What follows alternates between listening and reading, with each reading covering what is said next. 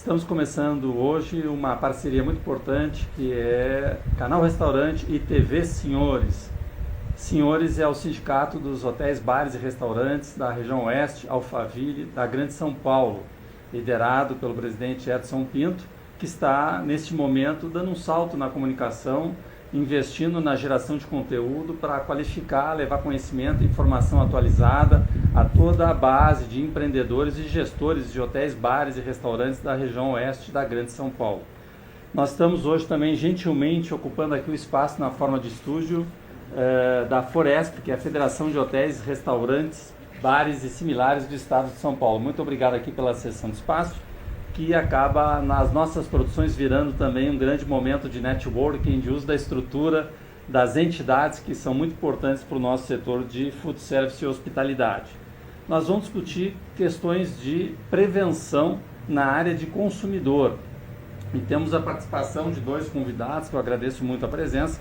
Aqui do meu lado direito, a Alessandra Caligiuri Pinto, né, que é diretora da NuAlvo, que é uma especialista jurídica nessa parte de prevenção do atendimento ao consumidor, das questões de consumidor. Nós temos aqui do lado esquerdo a presença do Dr. Rui Damenheim, que é diretor-presidente da Embravisa, que é especializada na área de vigilância sanitária, segurança alimentar. O que une os dois justamente é o cuidado com o consumidor, que é um setor de hospitalidade, bares e restaurantes que lida diretamente com a sensibilidade, com o bom acolhimento do consumidor. Isso hoje tem graves consequências quando não é feito de maneira correta. Então é necessário ter muitas vezes um olhar antecipado, prevenir, saber o que pode acontecer, estar dentro das regras, né? E hoje em dia até muitas vezes estar dentro das regras é apenas obrigatório, né? Para não acontecer o pior.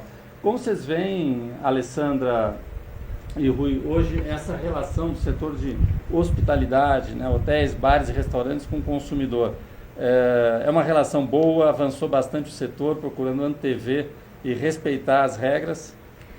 Eu acho que teve um avanço, mas ainda tem que avançar mais. O pessoal hoje em dia é bastante preocupado pelo ponto de vista de atender o consumidor ou também se preocupa com as consequências jurídicas que isso pode ter? Eu acho que hoje em dia se preocupa com as consequências, até em questão de evitar ser fiscalizado e na hora da fiscalização tomar uma multa, né? E você, Rui, como é que você enxerga essa relação com o consumidor do setor? Eu acho que mudou muito nos últimos anos, principalmente com o advento da internet, das redes sociais. Hoje em dia é muito comum, se a pessoa não gosta, tem alguma reclamação, ela vai na internet e fala, e isso daí muitas vezes tem uma consequência muito grande. Na questão sanitária, existe uma atenção maior aos cuidados que o profissional, que o empreendedor deve ter nessas questões sanitárias, porque muitas vezes, antigamente, o pessoal abria o restaurante para depois ir atrás para saber o que ia precisar. Hoje em dia já fazem diferente, porque sabe que se continuasse daquele jeito, iria ter uma série de problemas que muitas vezes inviabilizam o negócio e todo o investimento que foi feito. O que seria um básico hoje, Alessandra, para seguir, para não ter problemas, principalmente com o PROCON? Então, na verdade, eu vou orientar aqui algumas questões básicas que a hora que o fiscal chegar no estabelecimento, ele vai observar e vai fazer parte da fiscalização dele. Uma é ter sempre o cardápio na parte externa do estabelecimento e que seja visível ao consumidor para que ele possa ou não decidir se aquele orçamento cabe ou não no bolso dele para que ele entre dentro do estabelecimento. Esse cardápio na parte externa, ele tem um local assim Não. Ideal ou não? Tem que ser parte externa, pode ser grudado num vidro, disposto em algum display? Sim. Caso não tenha como colocar o cardápio na parte externa, que ele esteja de forma visível dentro do estabelecimento ou atrás do caixa ou algum outro local que tenha bastante visibilidade. A outra questão é o serviço de couvert. Tem que ser esclarecido para o cliente no cardápio todos os itens do couvert e o valor. E mesmo assim o garçom tem que informar o cliente quando ele for servir o couvert que aquele serviço é pago ou se é uma cortesia da casa e o que vai ser servido. Caso o cliente utilize do couvert e na hora de pagar a conta ele fale, não fui avisado, ele pode se negar a pagar o couvert pela falta de informação, porque os princípios básicos que norteiam essa questão do consumidor é o da transparência da informação.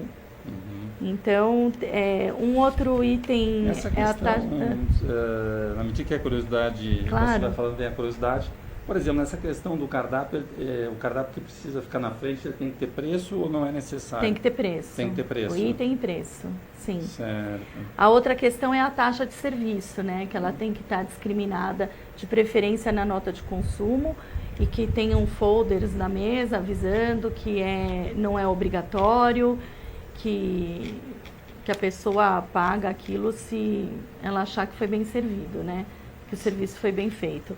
E isso tem que estar constando no cardápio também, de preferência.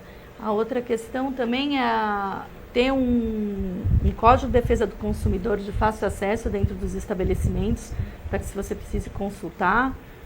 A outra questão é cumprir a legislação proibido fumar em local fechado e a venda de bebida para menores de 18 anos. Isso está na legislação, a forma como tem que ser feitas as placas e colocada nos estabelecimentos. Acho que, basicamente... São os preceitos básicos que têm que ser cumpridos.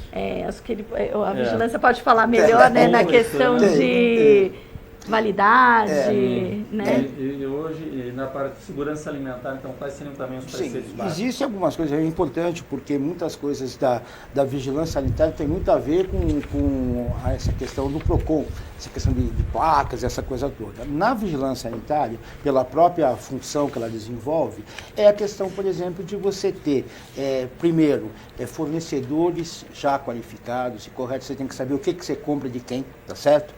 A forma como você vai armazenar esses produtos também é muito importante, porque existem produtos que precisam de refrigeração, podem ser mantidos em temperatura ambiente, alguns precisam ser congelados. Então, tudo isso vai exigir o quê? Que você tenha equipamentos que vão medir efetivamente essa temperatura, equipamentos que passam por uma manutenção preventiva para garantir que eles vão ter essa função, né? A identificação de produtos que estão nos freezers e nas geladeiras é muito importante também, isso com a data de validade. A data de validade, por exemplo, é uma questão que envolve tanto o PROCON quanto a vigilância. Quer dizer, o empreendedor que tiver um produto vencido, disposto para consumo, ele vai estar realmente encrencado. Ele vai estar encrencado com a vigilância, com o PROCON e bobear com a Polícia Civil na parte de saúde pública. O mesmo fato pode ter três consequências. Por quê? Instituições diferentes. Exatamente, porque existe aí, veja, sem querer entrar na parte do consumidor, mas se você dá um produto com um prazo de validade vencido, você está ludibriando o consumidor. Ao mesmo tempo que você não consegue mais garantir as qualidades do produto. Então, você está pondo em risco a saúde das pessoas que vão consumir esse produto. Então, são questões que envolvem aí uma série de coisas, né? Quer dizer, então, isso é importante também dizer que isso não é uma coisa Brasil, não é aquela coisa da burocracia brasileira, não. Em qualquer país do mundo você precisa ter esses cuidados, por exemplo, em relação a um restaurante, a um hotel, com questões mínimas que vão garantir a segurança e a saúde das pessoas, né? Eu acho que ninguém quer entrar no restaurante, fazer uma refeição e parar no hospital depois com intoxicação alimentar, né? Ou da mesma forma não quer pagar gato por lebre, como se fala, né? Então a gente tem realmente que ter alguns cuidados, o empreendedor está cada vez mais consciente dessa necessidade. A gente tem uma parceria com o sindicato há um bom tempo. O Dr. Edson Pinto sempre se preocupou em fornecer para os associados uma orientação, e isso é muito importante. Eu, por ser da área da saúde, né, a vigilância sanitária da saúde, a gente sabe que é muito melhor prevenir do que remediar, né? Então, dentro dessa lógica, a gente trabalha sempre prestando orientações. Nós temos artigos que de vez em quando a gente disponibiliza no informativo do sindicato a respeito de alguns cuidados básicos, que muitas vezes passa batido no dia a dia e a pessoa só vai se dar conta que está com alguma irregularidade diante de uma fiscalização, e aí as consequências acabam sendo bem mais pesadas em relação a isso, né? É importante lembrar que justamente aqui as duas empresas têm seus diretores aqui junto conosco, né? A Nualvo e a Embravisa. Sim. São parceiras, né, da rede de parcerias dos senhores, né? Que justamente já tem, digamos assim, fornecedores especialistas nessa área. Claro. Porque muitas vezes o empreendedor sozinho no seu pequeno negócio, médio negócio ou grande negócio, ele não tem essa visão geral para selecionar qual o fornecedor correto, qual o mais apropriado, qual está atualizado para poder passar uma informação e dar uma prestação de serviço para o empreendedor de maneira adequada. Então, os senhores eles já têm uma rede de empresas especialistas, né, nessa área do conhecimento de segurança alimentar e na área jurídica também do consumidor, para poder dar o amparo e dar o suporte aos seus associados, né? Agora, nessa questão, eu acho que lida a área do consumidor e a questão da segurança alimentar, Sim. entre as questões que você falou, é justamente você falou em data de validade, que é algo ainda bem, apesar de que é uma coisa tão óbvia, bem sensível, né? Sim. Dentro da questão do aproveitamento, entender o aproveitamento ao máximo das mercadorias compradas, né? Porque toda organização hoje ela precisa extrair uma lucratividade, quando a economia não está muito bem, tenta encontrar formas de extrair essa lucratividade da maneira possível, né? É importante. Mas muitas vezes faz da forma errada. Eu recentemente queria que vocês comentassem, Sim. faz um certo tempo, mas um restaurante muito conhecido em São Paulo, né? Que acabou tendo consequência nos 3 poderes públicos que você falou, justamente por ter, digamos assim, mercadoria, por ter alimentos dentro do freezer, né? Que não estavam com a embalagem original, ou seja, tinham sido porcionados, né? Mas não era possível então identificar que alimento é aquele, ou procedência, ou data de validade. Isso não pode. Não pode, isso é uma infração sanitariamente falando muito grave, porque você perde o que é chamado da rastreabilidade. Então, quando você faz esse porcionamento, né, você tem 1 quilo de carne, você vai cortar em 3 pacotes de 300 e poucas gramas cada um. Cada um desses vai ter que ter uma etiqueta, que é chamada de etiqueta de transferência, onde vai ter que dizer que o produto que é, qual a data de validade e qual a nota fiscal de entrada da peça como um todo, porque com isso você consegue rastrear. É importante lembrar, e eu sempre gosto de dizer isso claro, porque às vezes as pessoas não entendem direito. O prazo de validade é uma questão de responsabilização do fabricante. Então, até aquela data, ele tem que garantir, ele tem obrigação de garantir que o produto vai estar em condição de consumo desde que tenha sido armazenado corretamente, né? A partir, vamos supor, hoje é dia 22, quer dizer, se um produto venceu ontem, não quer dizer que da madrugada de ontem para hoje entrou um duende lá e estragou o produto, não. Mas o que acontece? A responsabilidade passa a ser exclusivamente do estabelecimento que forneceu. Ou seja, se eu fornecer um peixe, por exemplo, né, no meu restaurante e o prazo de validade tiver vencido, né, e acontecer alguma coisa, o fabricante não tem responsabilidade nenhuma. A responsabilidade é exclusiva do estabelecimento, em termos de responsabilização civil, criminal e sanitária. Tá?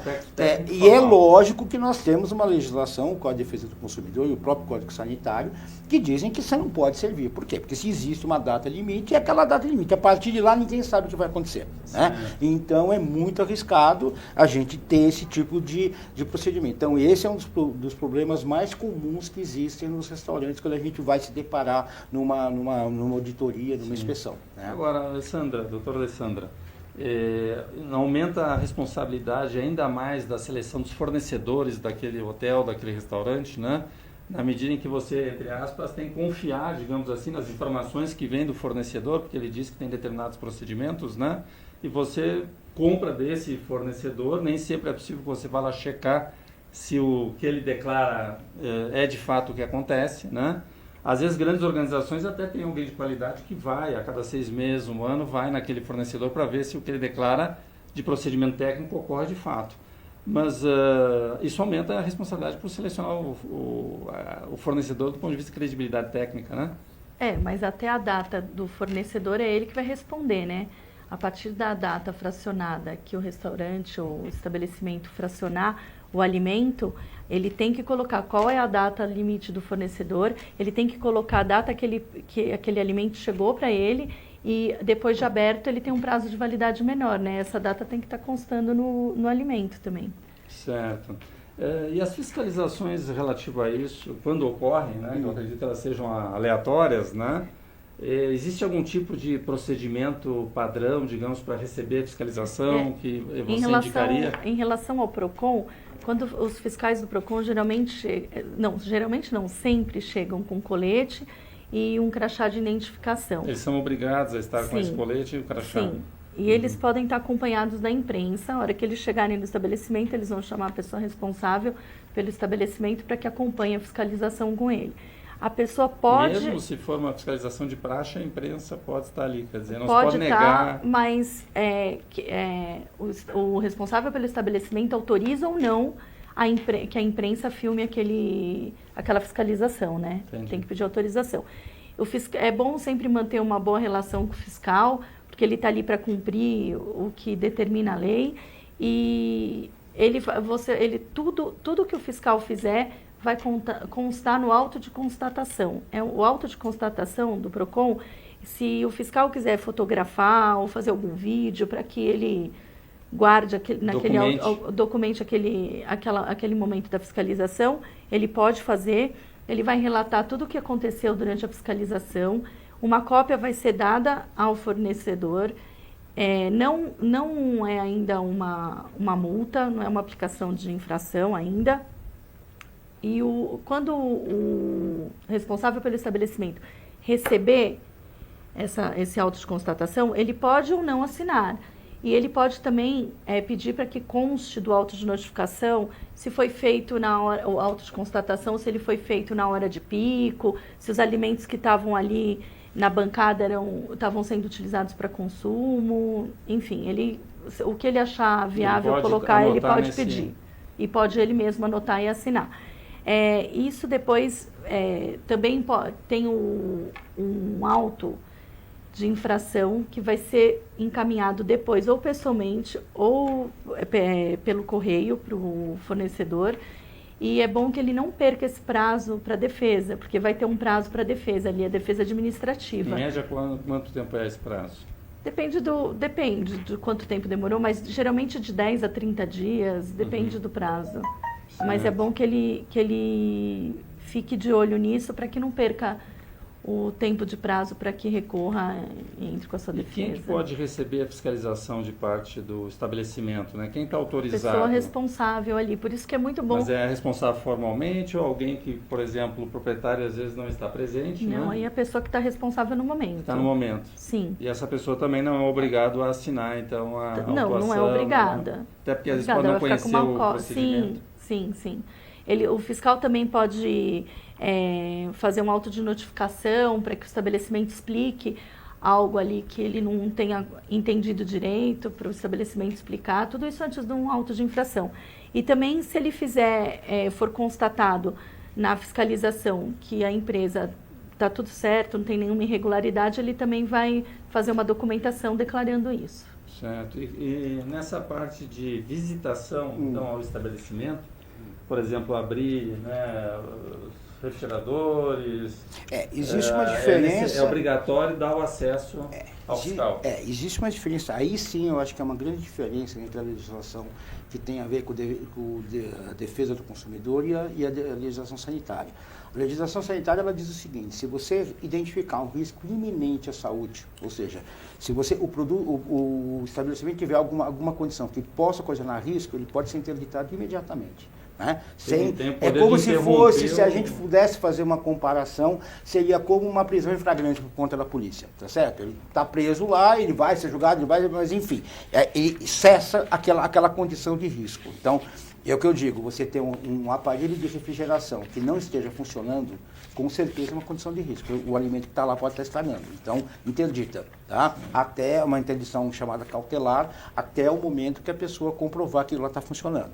De forma geral, as inspeções da vigilância sanitária elas funcionam de uma forma programada, né, através de pedido de licença inicial ou de renovação de licença, ou então através de atendimento de denúncia, né, que é bastante comum também. Então, nesses dois casos é feita uma inspeção, os fiscais da vigilância identificam, eles também têm um crachá, a legislação permite que eles tenham livre acesso a qualquer local do estabelecimento, a qualquer tipo de documentação, né, então eles têm que, o proprietário ele é obrigado a franquear acesso aos fiscais por conta disso, e é verificado toda uma questão, tanto a questão documental do estabelecimento, como a questão técnica. E aí sim é uma coisa que muitas vezes as pessoas acabam tendo muitas dúvidas, muitas vezes acontece das pessoas criarem, olha, a vigilância pede isso, a vigilância não pede aquilo, entendeu? Que muitas vezes as pessoas usam aquilo até para vender o seu serviço ou vender um equipamento, mas a legislação sanitária é bastante clara o que precisa e o que não precisa ter no estabelecimento.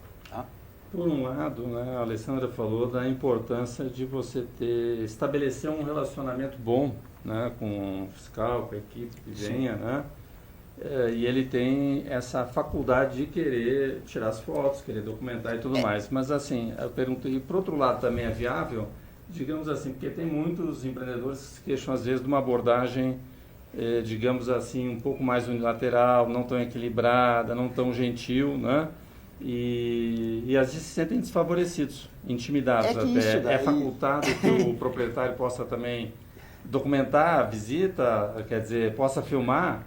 Pode. Olha, na verdade, o que acontece é o seguinte, todo órgão de regulação, tá? Seja PROCON, seja Vigilância Sanitária, seja CETESB, seja o que for, tá? A gente lida com uma lógica de auditoria. E a auditoria por si só é antipática. Sim, quer dizer, eu estou conversando com ela, eu perguntei, ela me se apresentou, qual é o seu nome? Alessandra. Oi, Alessandra. A gente está conversando e eu chamando ela de Alessandra. Se eu estou numa auditoria, ela fala, Alessandra, fala, me dá seu documento, por favor. Sim. É uma coisa extremamente indelicada, grossa, não é verdade? Dá a impressão, ela vai pensar o quê? Ele não está confiando em mim, ele está achando que estou mentindo. Mas a lógica da auditoria é essa. Por isso é que muitas vezes causa um certo constrangimento. A pessoa, não, porque vieram aqui eu me senti como se eu fosse um bandido. Não, a gente só perguntou. Mas você tem contrato social? Eu tenho empresa. Me mostra seu contrato social. Mas o fulano trabalha aqui, me mostra o contrato de trabalho dele. Então, é uma coisa que a pessoa muitas vezes se sente acuada, mas faz parte do processo de auditoria. Invadida, né? A privacidade. Que eles estão Exatamente. cumprindo a legislação, Sim, né? isso. E os fiscais são muito bem preparados.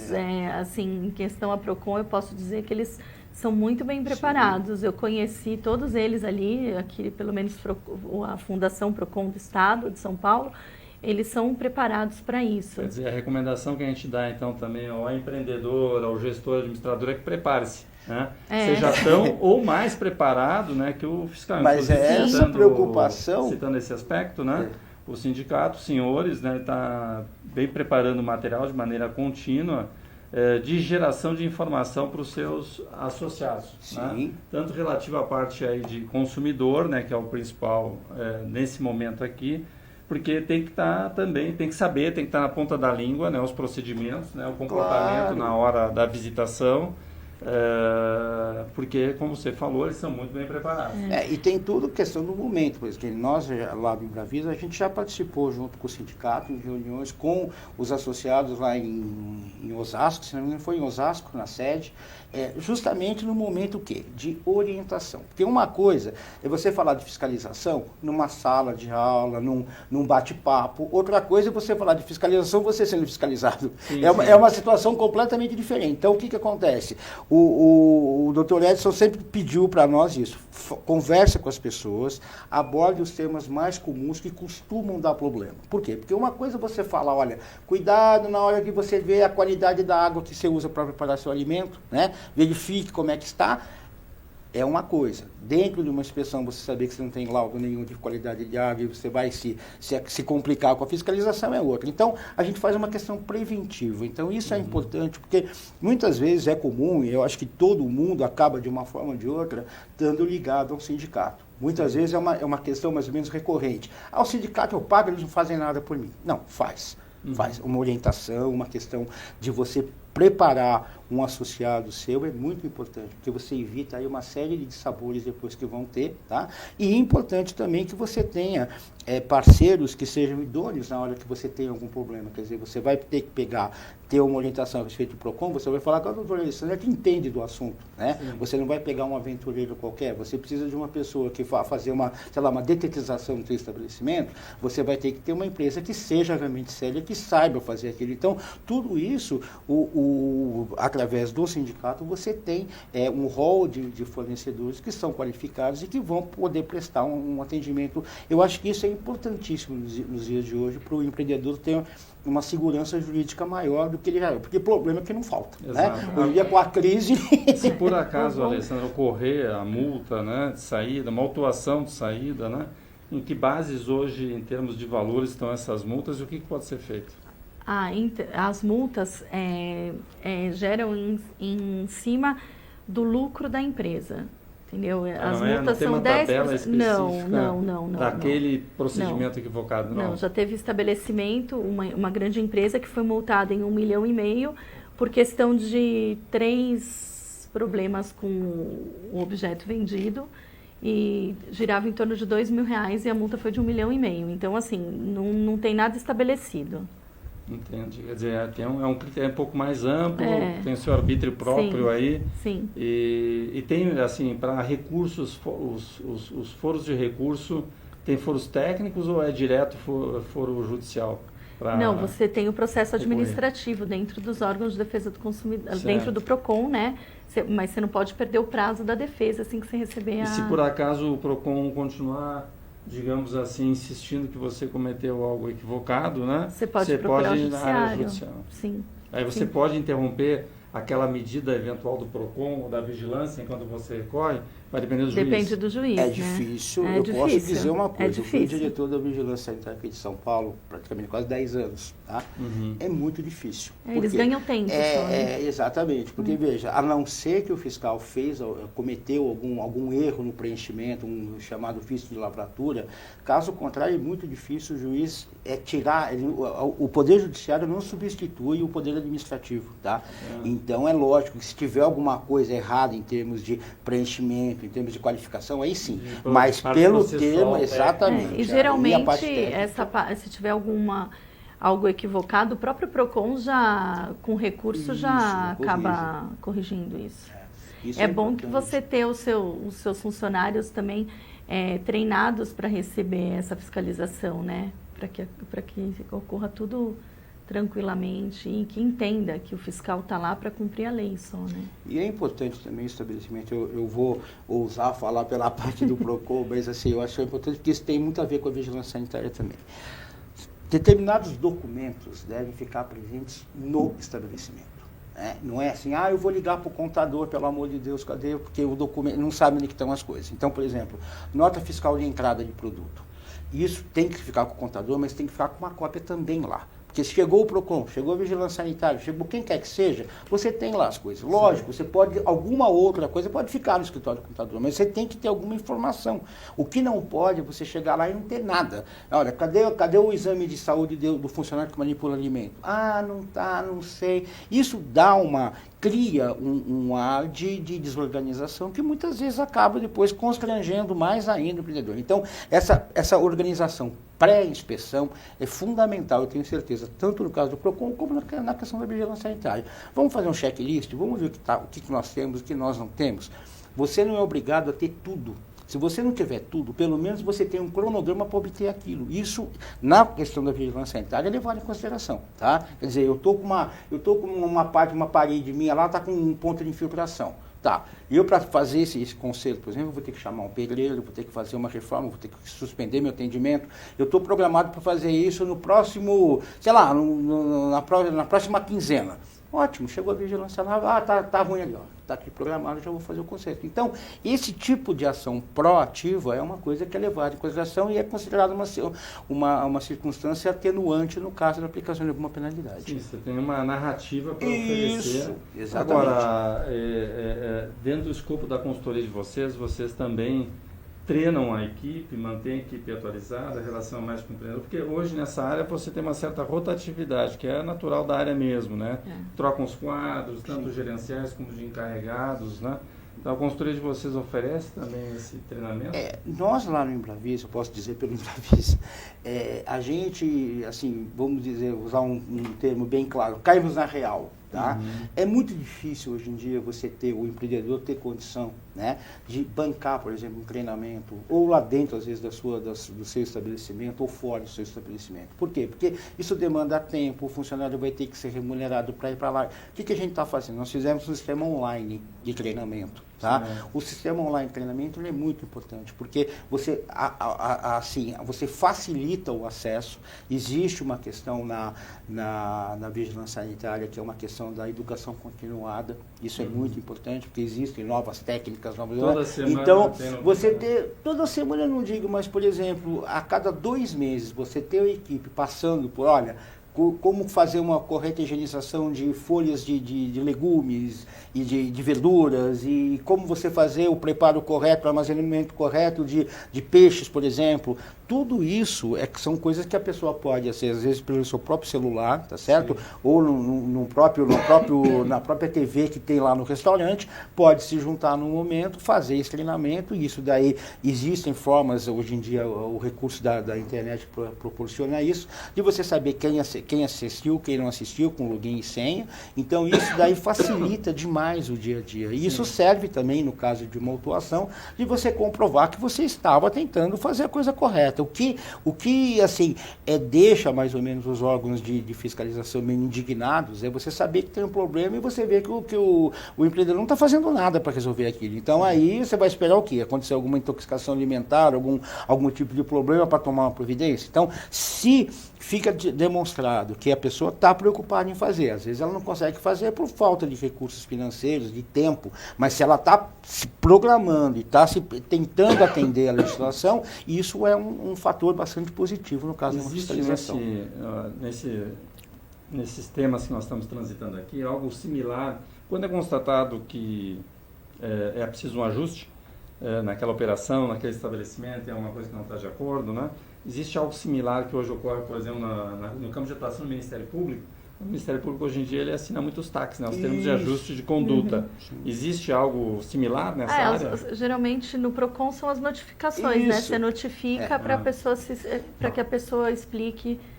É igualzinho com a vigilância, tá? Nesse ponto, o PROCON e a vigilância trabalham assim. Você tem um processo administrativo instaurado, tem o auto de infração, notificação, aquela coisa toda, e você vai acompanhando aquilo, porque tanto o PROCON quanto a vigilância, eu posso assegurar isso na parte da vigilância, a função do órgão não é uma função arrecadatória, é uma função realmente de preservar, no caso da vigilância, a saúde pública. Então, se tiver em ordem, não tiver problema para ninguém, você vai lá comer, você não vai ter uma intoxicação alimentar, você não vai ter nenhum tipo de problema, ótimo, beleza, é maravilha. A mesma coisa eu posso falar pelo PROCON, se o consumidor não se sentir lesado, não tiver nenhum tipo de situação que vá ocasionar algum prejuízo ao cidadão enquanto consumidor, também não vai ter problema. Então, as coisas funcionam dessa forma, não existe nesses órgãos um viés de arrecadação. Né? Então, não se vive de multa para isso, tem orçamentos próprios dentro da estrutura governamental para que o órgão funcione. Aqui, o que não pode é você levar, por exemplo, a sua família no restaurante e no outro dia está todo mundo hospitalizado. Né? Quer dizer, ninguém quer isso. Né? É uma questão de educação. É uma questão de educação, exatamente. Então, é por isso que a gente faz. Então, o trabalho de uma consultoria nessas 2 horas é uma questão mais preventiva e depois como fazer a adequação correta, porque muitas vezes você tem uma infração onde você foi identificado, mas que você precisa ter uma série de ações técnicas, que aí só quem entende realmente da técnica vai poder orientar corretamente. Bom, recomendo quem tenha dúvidas, né? Nós fizemos uma abordagem um pouco mais ampla, né, sobre os mecanismos aí de funcionamento, da parte básica e também da parte de fiscalização. Recomendo, né, que mantenha contato com o sindicato, os senhores, sindicato dos hotéis, bares e restaurantes de Osasco, Alphaville e região, para que possa ter acesso ao conhecimento e tirar dúvidas junto a esses especialistas que fazem parte do banco de parcerias do sindicato. Muito obrigado, Rui Damenheim, diretor-presidente da Embravisa, Alessandra Caligiuri Pinto, presidente da Noalvo, muito obrigado aqui pela participação, que é dentro da programação